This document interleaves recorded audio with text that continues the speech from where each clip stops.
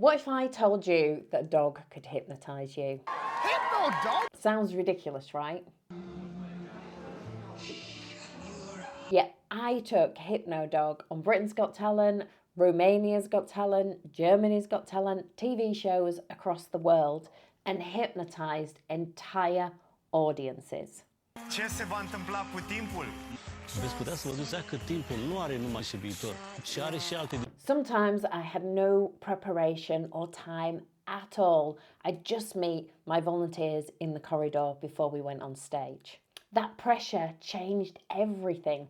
I didn't have time for long, drawn-out inductions. The Hypnodog show forced me to strip back hypnosis to its core principles: belief, compliance, and expectation. The dog was a focus of attention, but the real story was the psychology driving the response. So the original Hypnodog show was performed by Hugh Lennon, my mentor, and it was born out of disaster, believe it or not. Hugh had a show at a holiday camp and he turned up with his dog Oscar and tried to get in. They said that dogs weren't allowed, so instead of turning around, going home, missing his fee, he said that Oscar was part of the show. So he had a few hours to figure out how he could fit Oscar into the show, and that's how Hypnodog was born. No one has yet failed to fall under Oscar's spell.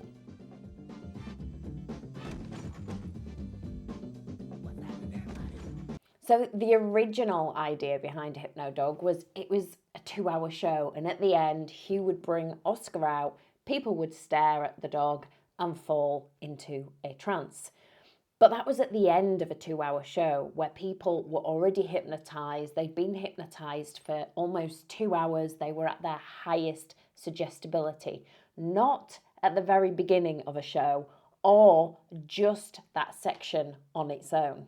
In 2012, Hugh retired and the show came to an end.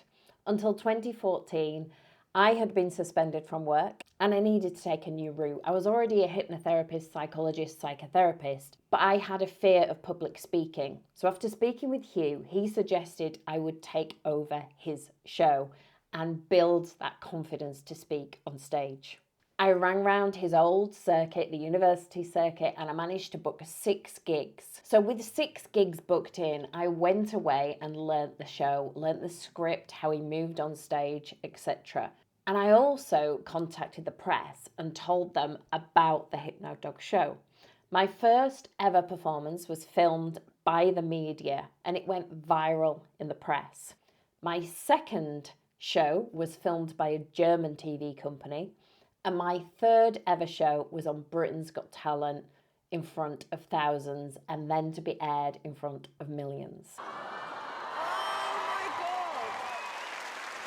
This is Princess the Hypnodog. No way. Hang on. You are telling me that that dog is a hypnotist? I am indeed. So you could say that experiment went rather well. As I started doing TV shows, I had less and less time with volunteers. And when I was working with hosts, very often I wouldn't have any time at all. I would meet them in the corridor as we were going on stage. Dogs are a really important part of our society. But they can't should be allowed to drive. Yeah. Why not? But because they just can't, Andrea. I mean, they can guide people who can't see and they can keep them out of the way of cars, but they can't actually drive I mean, a car. obviously I appreciate you'd have to adjust the cars because they can't reach the pedals and that sort of thing. I mean, you're going to be saying that they can vote next. Yes. Dogs. Yeah. Why are you looking at me like that? So I had to learn to adapt fast. I had to learn covert methods. An overt suggestion is an obvious command. When you look in the dog's eyes, you will fall asleep. That's an overt suggestion. But when you're being filmed and your volunteers are being interviewed afterwards, or you're working with celebrities, you can't give those overt suggestions. This is where the covert comes in. So the first covert suggestion, believe it or not, is just the fact that I am there with a Hypnodog and the TV company or the show have given me that time, that space. The TV company The university believe I can do it, so then everybody else starts to believe I can do it as well. The second covert suggestion would be when my daughter would walk out early while the volunteers were stood in the corridor, in the waiting room. She'd bring the dog in too early. I would jump up and say, don't look at the dog. Everyone would be in shock and I'd tell her to go out of the room. We made such a fuss. That planted a seed that this was serious. And then the other covert suggestions were things like when I did a TV show, there'd be an X and my first volunteer would have to kneel on the X. So I would tell the volunteer, when you come forward, make sure you kneel on the cross. Don't go in front of that because when you fall, you may bang your head on my chair. So I'm wrapping that covert suggestion up in an instruction. Then there is the physiological side. When I asked people to kneel in front of the dog, I would ask them to kneel bolt upright. If anybody tries to kneel bolt upright, they start to feel wobbly. It's a bit like magnetic fingers. When you ask people to spread their fingers out, the fingers naturally start to move inwards, which plants the suggestion something is happening. So as they kneel upright, they start to sway, and that makes them feel like something is happening. Add to that the fact that we trained Princess, as soon as I say look, she stares at whoever is in front of me. And the reason why she does that is because she gets ham when we train her. So as I turn her round and I say look, her pupils all of a sudden dilate because she believes she's getting ham. In the light of the show, that can be quite dramatic. Her pupils dilate and it reflects the light. Quite often volunteers would say that they saw a light coming on in her eyes. It was just her pupils dilating and the stage lights. Add all of these psychological hacks together and you get compliance, belief, expectation, and they're down. So we also need compliance and belief. They are compliant because they have volunteered. I ask them, are you ready to be hypnotized? And they confirm they are. So I've got compliance and commitment. People also obey authority. When I do a TV show, there's nothing more authoritative. Ladies and gentlemen, all the way from the United Kingdom, it's Christina and Princess. Oh my goodness! Those who wish to be hypnotised. There's cameras there, there's thousands of people there to watch. It literally can't go wrong. But even covert cues need glue, and that glue is compliance and belief. So volunteering for the show in the first place is compliance. They are agreeing to be hypnotized by a dog. It's almost signed and sealed there and then. According to Robert Cialdini's consistency principle, people feel psychological pressure to act consistent with their commitments, beliefs, and statements. So the fact that they committed to be hypnotized by a dog flicks that commitment switch in their mind. Then we have belief. Expectancy shapes outcomes. Kirsch did research in the 1990s showing that belief alone triggers real responses.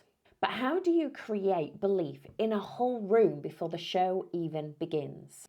Pre-exposure. I remember doing a TV show in China. Now, every time I'd done a show before, it had been in the UK. It had been at universities where Hugh used to work before with the dog. This time I was in a country where nobody had heard of Hypnodog. So I was absolutely delighted when I walked in to my room full of volunteers and somebody at the front had found a video of me on Britain's Got Talent and was showing everybody in the room what had happened. Why was that so important? Because people learn behaviours by observing others. As we'd be waiting backstage, I would try and identify which of the volunteers was the most suggestible. That would be the volunteer I would choose to come up first, because how that volunteer reacts to the dog, how quickly they go down, how they go down, dictates how everybody else follows suit. Modelling again.